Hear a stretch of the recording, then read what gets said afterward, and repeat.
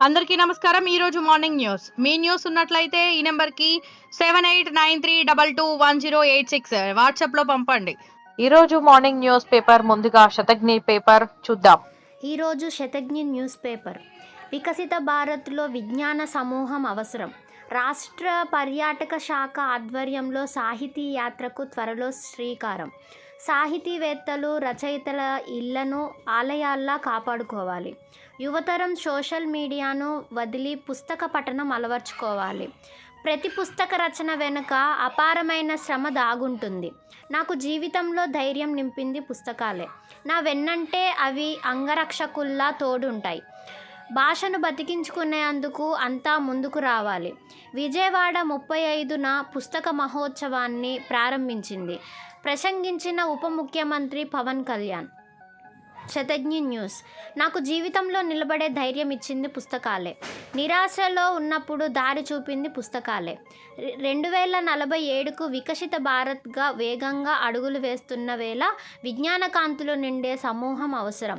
అందుకు పుస్తకాలు దారి చూపుతాయని ఉప ముఖ్యమంత్రి వర్యులు శ్రీ పవన్ కళ్యాణ్ గారు అన్నారు. రేపటి యువత సాహితీ సంపదను కాపాడేలా తయారు కావాలన్నారు. దీనికోసం ఆంధ్రప్రదేశ్ ప్రభుత్వం పర్యాటక శాఖ ఆధ్వర్యంలో ఓ వినూత్నమైన సాహితీ యాత్రను మొదలుపెట్టబోతుందని చెప్పారు. తెలుగు భాషకు వన్నె తెచ్చిన గొప్ప సాహితీ మేధావులు, రచయితల గృహాలను, వారు నడియాడిన నేలను భవిష్యత్తు తరాల వారు అక్షర ఆలయాలుగా దర్శించేలా, అక్కడ భాషా పరిశోధన జరిగేలా ప్రోత్సహించినట్లు చెప్పారు. విజయవాడ పుస్తక మహోత్సవ సంఘం ఆధ్వర్యంలో ఇందిరా మైదాన్లో నిర్వహిస్తున్న 35వ పుస్తక ప్రదర్శన మహోత్సవాన్ని గురువారం శ్రీ పవన్ కళ్యాణ్ గారు ప్రారంభించారు.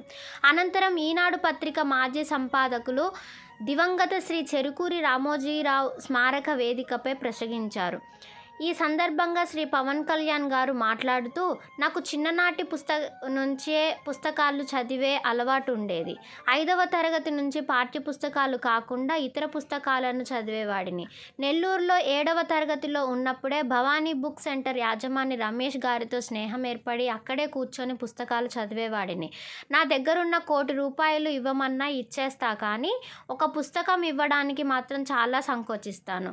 కర్ణుడికి కనచకుండలాలు ఎలాగో నాకు పుస్తకాలు అలాగే ఉండాలనిపిస్తాయి. కావాలంటే అడిగిన పుస్తకాన్ని కొని ఇస్తాను అని చెబుతాను, కానీ నా దగ్గర ఉన్న పుస్తకం మాత్రం ఇవ్వడానికి ఇష్టపడను. నాకు పుస్తకం అంటే అంతటి మమకారం. పుస్తకాలే నా వెంట లేకపోతే ఈ రోజున ఏమైపోయేవాడినో అనిపిస్తుంటుంది. వార్త పేపర్. జోరుగా అమరావతి నిర్మాణం. ₹2,733 కోట్ల పనులకు కేబినెట్ ఆమోదం.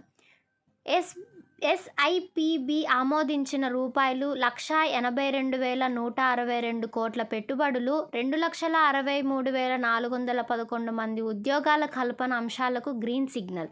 సిఆర్డీఏ 44వ సమావేశంలో తీసుకున్న 2 పనులను ఆమోదించిన కేబినెట్. మున్సిపల్ చట్ట సవరణ ఆర్డినెన్స్ పచ్చ జెండా. రైతులకు కేంద్రం ఇస్తున్న 10,000కు మరో 10,000 ఇవ్వాలని నిర్ణయం.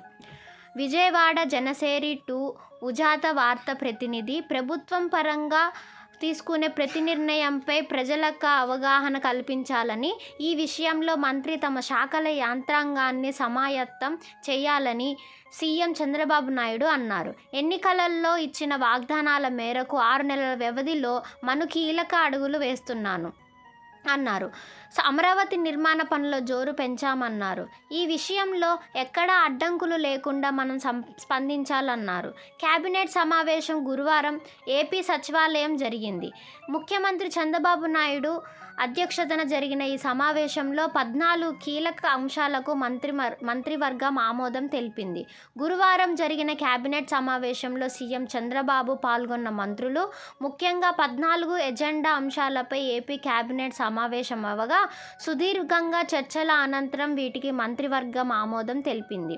ఏపీ రాజధాని అమరావతిలో ₹2,733 కోట్ల పనులకు కేబినెట్ ఆమోదం తెలిపింది. అమరావతిలో 2 ఇంజనీరింగ్ కాలేజీల పనులకు కేబినెట్ ముద్ర వేసింది. అలాగే భవనాలు, ల్యాబిట్ల అనుమతులను మున్సిపాలిటీలకు అప్పగిస్తూ చేసిన సవరణ ప్రతిపాదనకు ఏపీ కేబినెట్ ఆమోదం తెలిపింది. తిరుపతిలో ఈఎస్ఐ ఆసుపత్రిని 50 వరకు నుంచి 100 అడుగులకు వెంపు ప్రతిపాదనకు కేబినెట్ అనుమతించింది. అలాగే పిఠావుడు ఏరియా డెవలప్మెంట్ అథారిటీలో 19 నూతన పోస్టులకు అనుమతి. Andhrajyothy paper Telangana brand traffic నియంత్రణ నుంచి డ్రగ్స్ కట్టడి వరకు అన్ని రాష్ట్రాలు మన వైపు చూడాలి. సమిష్టిగా కృషి చేద్దాం. టానాకో క్యూఆర్ కోడ్ స్కాన్ చేసి ఫిర్యాదు వాటిని క్రోడీకరించి చర్యలు తీసుకోనున్న సర్కార్ పేదలైనా ధనికులైనా చట్టం న్యాయం ఒకేలా ఉండాలి.